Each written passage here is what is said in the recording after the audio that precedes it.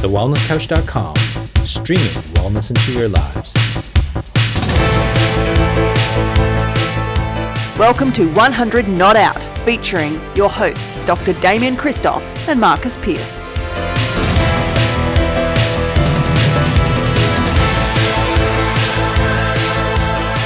to 100 Not Out, a weekly show dedicated to helping you master the art of aging well. My name is Marcus Pearce, and here I am with the prince of the bicep. He's Dr. Damian Kristof. How is this gun show going? We've got the short sleeve shirts. I tell you what, I was inspired today because we've got the gun show master himself today on the show. And look, last night when we were doing a little bit of research on YouTube, we went to check all things Insta-famous and went onto YouTube and we checked out the Robards Method. We not only checked out the Robards Method, this morning we did some incredible Robards Method work. Unbelievable. To talk to us, not just about the Robards Method, but so many great things about health and wellness. We are bringing on an incredible man today. He's a true force for good in the health and wellness world. He's one of the highest profile chiropractors in the world, but a lot of people don't actually know that he's a chiropractor. Many people know... One of Australia's best kept secrets. It is one of Australia's best kept secrets. A lot of people know Tim Robards as the Bachelor from 2013, but to talk to us specifically, I mean, we could get a lot of advice on romance and relationships and all the rest of it, but let's talk about health and wellness. Let's do that. With the great Tim Robards. Tim, thanks so much for joining us on 100 Not Out. Good morning. How are you guys? Thanks for a great little intro. Oh, mate. Well, we probably could have done a better job, but that was it was all right. It was not bad. Just okay. You gave me a 5 out of 10. It was warming up. Well, yeah. Sometimes he does amazing. Look at that shirt. Have you actually got those sleeves rolled up an extra? You should see them. You should see them. That's just the way they're meant to be. This is the way that when I bought the shirt like that. That's how it was meant to be. Oh, yeah, well, I used to wear my little brother's shirts as well. But, this is Amber's shirt. This is my wife's shirt. That's Jackson. You're looking good. You're looking good. I've got one gun here and the other one's shooting blanks at the moment. Yeah. Well, it was nice for Anna to lend you her shirt too, so good on her. Now, Tim, before... I won't tell you about the skirt I'm wearing under this. Before we get into your dress sense and skirts and everything else, we want to know about the Robards Method. But tell us, you're in a what do you call that? Sling. A sling at the moment. What happened? You've pulled the bicep off the bone. That's not an easy thing to do. I'd love to say this is like the latest fashion statement. I tried to do that at the races on the weekend, but it didn't quite work. But no, I've been training really hard this year. I was looking at competing in what they call the street workout games at the end of the year, and it's pretty crazy. It's kind of a mixture between parkour, where you're jumping around and over things and flipping around and all this sort of stuff, and just did one of the hardest kind of moves you can do, and since learned that it does put a lot of load on the bicep and aggravated. I've had an old footy injury there for years, and it just finally went bang. So it's a good opportunity. Get it fixed up, and it'll come back stronger than ever. But it's also a good opportunity for me to start from scratch pretty much with my training. And I'm going to know what it's like for someone who hasn't, has kind of let themselves go for a bit, getting back into it and starting from the ground, working their way up. Oh, that's good, mate. Well, I mean, it's good and bad. It's no good that you've ripped the bicep off your arm. It's nice to do a nice little clinical study for us all there to be able to prove that your system's going to work. That's good on you. That's a little bit of research. Write that one up. Mate, I noticed that you've got some breakfast over your left-hand shoulder there. We've... It's full of antioxidants, this breakfast. Yeah. That's a superfood breakfast if ever I've seen one. Oh, absolutely. Well, it's full of, what do they call it? Oligomeric proanthocyanidins. That's what I wanted to say, but you took the words out of my mouth. I'm actually drinking a man tea. A man tea? It's called man tea. Wow. What goes in man tea? Full of Chinese herbs to aid in digestion and get you they say it gets you, gets you muscly and ripped, but I just like the taste of it. It's great. It's got a bit of licorice root, so you don't need any sweetness, but it adds a little bit of sweetness. Beautiful. Yeah, I love it how they've turned that into a man tea. That's incredible. That's really good. Oh, that's so good. Makes tea sound a lot more masculine to me. Normally I'm like, give me a coffee. But if I can have man tea... Well, you didn't notice that this is actually a fishnet. So I need all I can get to be. You do well. Tim, there's so many different things out there, and one of the greatest things we've found with 100 Not Out, and in terms of longevity and staying healthy and staying well, is that food doesn't really come into it. Health is related to food. Yep, absolutely. But longevity doesn't appear to be. What we've noticed is that engagement and purpose and exercise, movement, are more important markers of longevity or the success of longevity than food by miles, really, isn't it? And so I'm really fascinated because at this point in time, you're ripe, you're young, you're still in great shape, and you look like you're going to be in great shape for a long, long time. Exercise obviously is part of your life, a big part of your life. But just to kick it off, because I'm a foodie, I'd love to know what your model is around food and how you see that fitting into a health picture around longevity. Yeah, well, I grew up. I was really lucky. I grew up when I was younger. My mum actually was quite sick. That's good. Well done. It's something not a lot of people do. So when I was younger, my mum was actually sick for about 7 years. She used to have these turns. We still don't know exactly what it was, but she was diagnosed with a whole heap of things, and she used to have little turns and fits, and she'd be bedridden for days. So I had to learn to kind of cook for myself from a pretty young age. And she was always really healthy and taught me how to, they used to call me tofu boy at school because I'd be cooking like I'd want protein. I remember reading the Zone book when I was 13 and wanting to try and balance out and keep my protein high, whereas mum would never have anything in the fridge. So the easiest thing was to buy tofu. So I was just always eating tofu and taking tofu wraps to school and stuff like that. So I think I got interested in nutrition at an early age because I wanted to put on a bit of size to get strong to play footy. It's in Newcastle, it's all rugby league. Everyone wants to play footy, so that kind of kicked that off, and then that's kind of stayed with me. And I guess around nutrition, some people are just, eat purely to fuel your body. I believe for me, it's a mixture of balancing that enjoyment factor. But I get so much enjoyment out of eating healthy whole foods, but in saying that, I do love a little treat here and there. So I'm not going to cut things out of my diet, but I just keep it balanced. And that's where, from my experience, I just see so many people either not educated enough about keeping that balance, or just kind of giving into that little emotional thing in the back of their head, going, right, pick up another donut.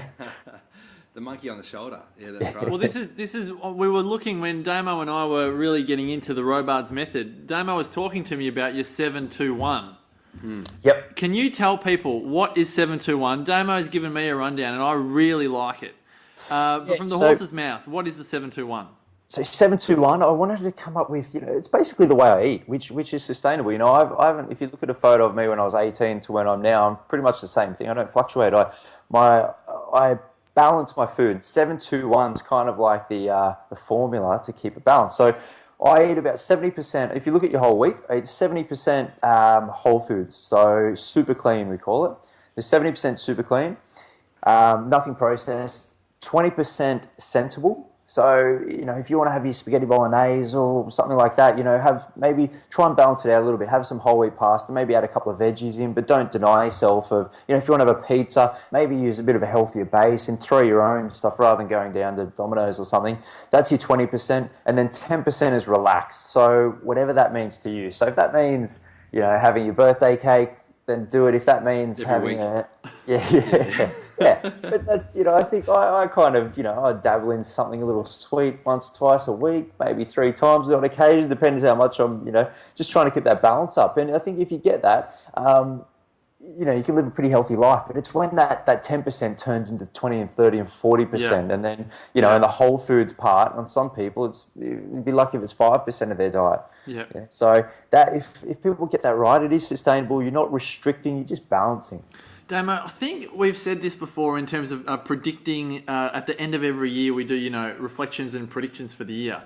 And I have a feeling that last year you said that we are going to become a bit more sensible. Like I know where I live up in Byron Bay, you've got there's a great little cafe called Leaf and Grain. Like grain is almost... It's coming back. It's coming back, right? And that's very anti-paleo, so to speak. But I think it's not that it's anti-paleo or that it's anti a label. It's that I think we're becoming more sensible. So I think you get these little levelers, we went so far into eating a heap of grain that paleo came out and said, hey, hang on a second, grain's going to kill you. Anyone who eats rice could die tomorrow. Anyone that has a pizza or spaghetti bolognese, that's just like autoimmune in a bowl. Forget playing on freeways, your time's up anyway. So it's like, they made it so serious to avoid it, and now it's just starting to come back to balance. The 7-2-1 thing, it sounds like you've had a bit of a play on the Pareto's principle there, Tim. And you've done the 2.0 version of Pareto's principle, which is 80-20. So you might become a philosopher, mate. It could be a mathematician.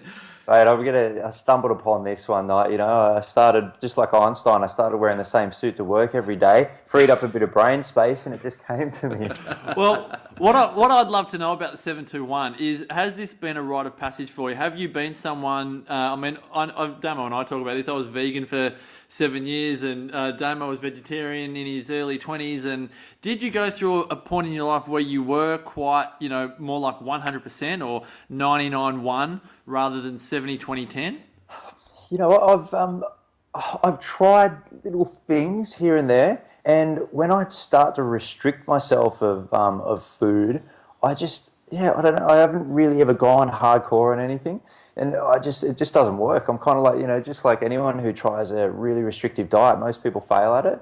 And, I'd maybe go, I'll try this for a little bit, and it lasts 2 days. But when I say that, it wouldn't mean I'd go back to eating crap. I'd just go back to not denying myself of anything. So, I might have chocolate in the cupboard, but I'll just go and have a little piece of some dark chocolate or whatever here and there. And I might even have that, every second night, but it's just a little piece. Whereas I can control that rather than trying to restrict it all week and then have a blowout and eat the whole packet of Tim Tams. So that's what I figure is a lot better. And I see so many people do that. And, if you're trying to, it then gets you down because you're failing. When you set yourself up to do something really hard that's not sustainable, you're only basically setting yourself up to fail. So it then becomes disempowering and everything. So I just found 7-2-1 is, it's kind of foolproof in a way. I like it, mate. Absolutely. And for everyone listening, you as a foodie will often say this, but to hear it from, I'm just going to call you the body for a moment, Tim. Yeah. It's like the male version of Elle McPherson. Yeah. But for someone that, there's a lot of man love, but there's a lot of love for someone that's really healthy.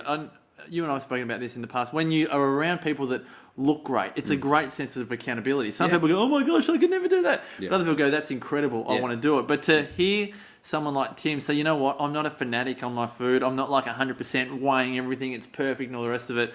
7-2-1, baby. If I have chocolate every second night, I'm not going to bed losing sleep over it. I might not be sleeping because I might have got chocolate running through my system. make it less dark. That'd be fine.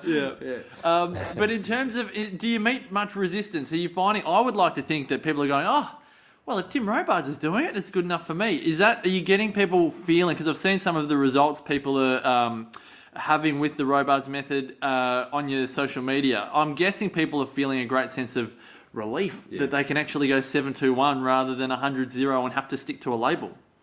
Yeah, I think so. Definitely, the people that get me. I guess for me, it's been a transition from being. Most people initially know me as the Bachelor. Transitioning from that for people to actually know that I was a chiropractor, like you said, and I am still a chiropractor, and I've been living this health and wellness kind of living it for so many years now. I don't want to call myself an expert there, but well, you're a health professional, so in many ways, you are. Well, I'll call you an expert. Yep, me too. That's where I've been living it for so long, and I'm gradually getting people to trust me on that side of things as well. But it's great. Like, it's so empowering now when I do see people taking it on and going, you know what, this is easy, this is doable, and I love it. So, like with our 7-2-1 program, there's about 75 different recipes at the moment. There's a couple of monthly food plans just to kind of kick you along, and then we've got 30 chapters of nutritional guidance, which just shows you teaches you the basics of, like, how much protein should I eat, what sort of protein should I eat, where should I get it from, what sort of things should I cut out, little things like that. And it's kind of, I guess there's a lot of people out there with different intolerances and things. It is kind of like the 80-20 where 80% of the people out there can do this fine, whereas you might have the other 20% who need a little bit more to cut out grains and things like that if they are inflammatory. Yep. But I just wanted something to simplify things for most people. So this won't work for every single person, but I believe that the majority of people out there can really get something from this. Yeah, That's so good. That's great. I love that. Now, exercise, it's important. Prior to you ripping your bicep off your arm for science, what do you do? Like, how much do you work out every single day? Are you working out a couple of hours a day? You're doing what you can get done in 90 seconds? What's your philosophy there? Yeah, no, I try and do something that makes me sweat every day, and then I try and get something, even if it's between half an hour per day. You know, I got a pretty busy lifestyle at the moment between being a chiropractor, running the new business. I was also running 2 clinics. I was working a travel show last year. I was doing other media stuff, so I was flat chat. But I just prioritize. For me, it has to be a priority that I get something in there, and it may literally be just make that 30-minute walk to work like a little bit quicker, so you get a sweat on. You know, not too much that I'm dripping wet when I get to work, but slippery hands on the patient. That's awesome. I always love mixing it up as well. So, I don't just do one. I'm not always in the gym. So I really try and mix it up. And that's what's kind of, over the last couple of years, I've really transitioned to a lot more of the calisthenics kind of body-weighted workout stuff. And, I love my yoga and all that, but I love getting outdoors. And especially when the weather's so good, it's so good. And getting on and you've got those outdoor workout stations everywhere. And most people, when they walk up to these stations, they're like, well, there's a couple of chin-up bars and a couple of things on the ground. I can't do a chin-up, so what am I going to do? And I see, like, we've all got access to a lot of these things, but just most people don't know how to do things, and they don't have the ability yet to do a chin-up. So what do you do? So with the Robards Method, I've put together a program that's basically like belts in karate, where you can start at white belt. If you are a bit more fitter, you can fast track it and start down the line. And you work your way through a body-weighted program using, we use basic equipment, so some rings and things, and they allow you to slowly progress the movement. So to work your way up to a chin-up, and to work your way, down to a push-up on your toes, to work your way there. And it's just a slow progressional program, and you always feel like you're always progressing and challenging yourself and getting over those challenges. Every month there's a little exam. If you pass the exam, you move to the next level. So there's that sense of achievement every month, which also keeps you going, rather than just going, right, here's your thing, do it for the next 3 months, there's your workout, and go for it. So I think that's, people need to feel like they're continually achieving and seeing results. And sometimes the results on your body do take a little bit longer. You might start a new program and you won't necessarily see the big guns like Damian, overnight. But it's going to take me quite some time, Tim. But if you've got other measures, it's like as a chiropractor, you need outcome measures. If you have other measures in place and you can see those outcome measures being met each month, then it's also going to keep you inspired and keep you going. And that's the hardest thing. I think people start something with all the greatest intentions, they get bored, they don't see the immediate results, and they move on and they forget it. So I'm just trying to tackle all of those things and really make it easy for people to get fit and healthy. Nice. It's beautiful. And what I love, I think what you say, Tim, is so true. People need to see regular progress in whatever it is that they're doing. Yeah. But it's so refreshing to hear you talk, Tim, as a health professional. And I know you said, you're not sure if you're an expert. Mate, you are an expert. And when you talk like that and you can feel the inspiration come through, I'm sure you find it refreshing, Tim, that people aren't just asking you about The Bachelor, that they're asking you about the Robards Method and your core expertise, which is helping people improve the quality of their life. I'd love to know, with the Robards Method itself, do you find people of any skill level? Because really, when Damo and I were on the ropes this morning, Damo can do some incredible moves, which I just cannot do. But I'm guessing we're not dissimilar to a lot of other people, in that a lot of people would be coming to you with various different background, strength levels, knowledge levels, and the rest. Yep. Yeah, that's right. And I think when you think of, say, Olympic rings, which are part of the equipment which we use, you think you've got to be an Olympian. But a lot of people get intimidated at first sight, but using Olympic rings actually makes things really easy. So you can take like my grandma can do it. My mother's doing the program at the moment, and she hasn't done any strength exercise in a long while. So you can take an exercise like a chin up, and you can then take it to the rings, where you're standing on your feet and you're just going to lay back a little bit.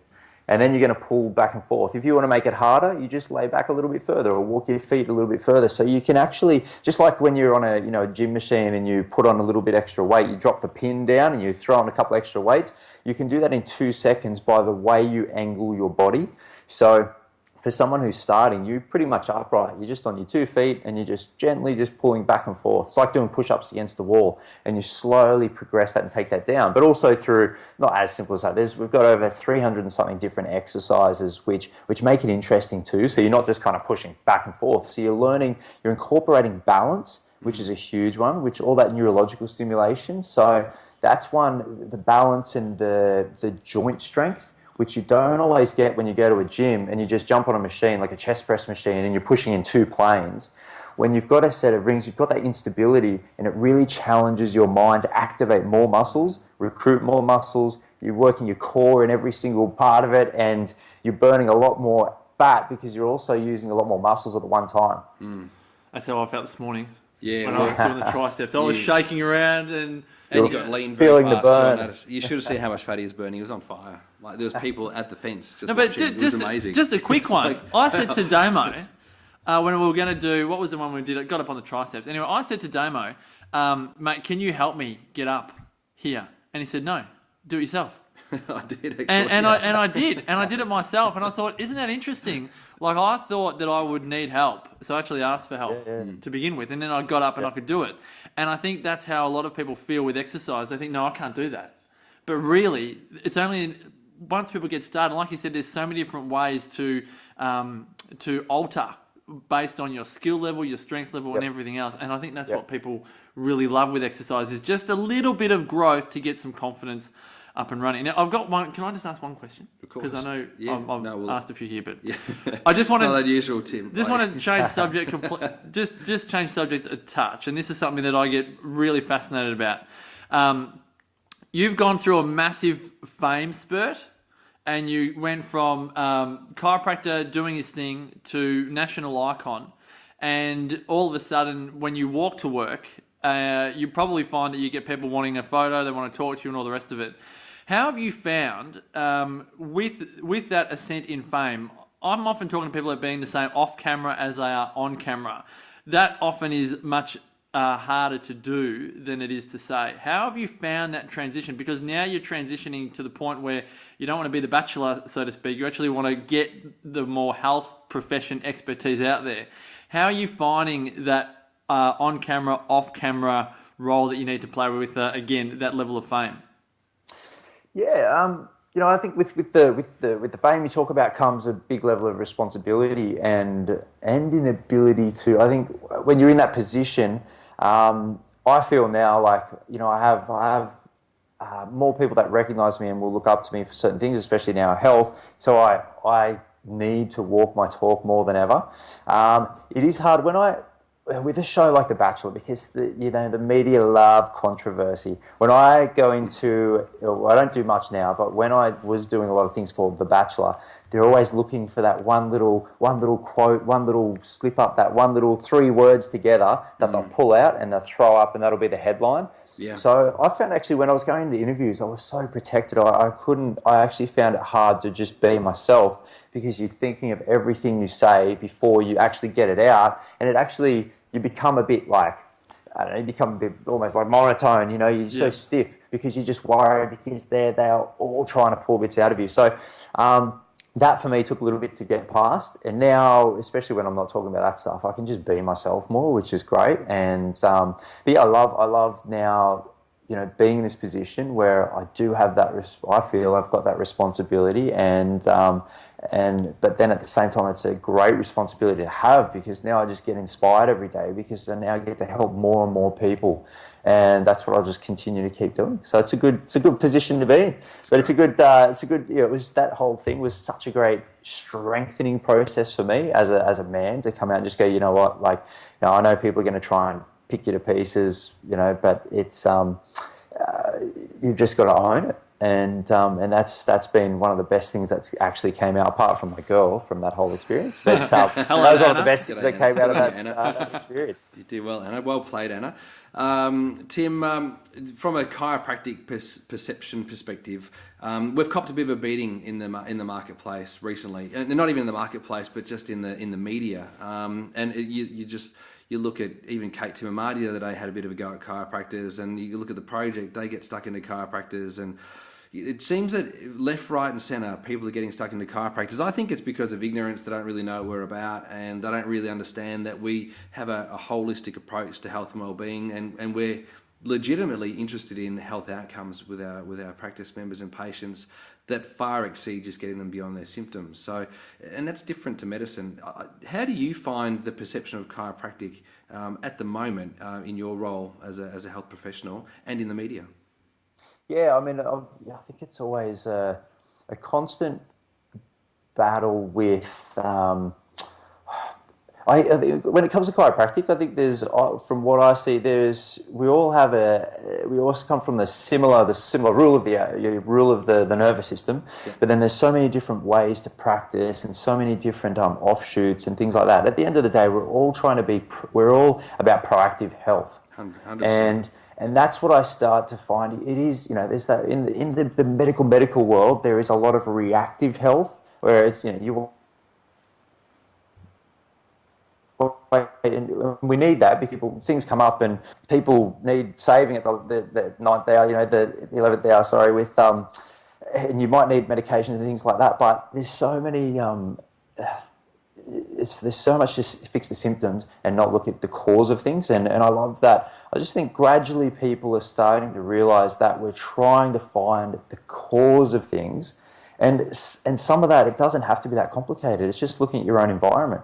So, usually there's only a small amount of things where the cause of it is actually a genetic cause. But when you look in your own environment, are you getting the things, is your environment set up for you to be healthy?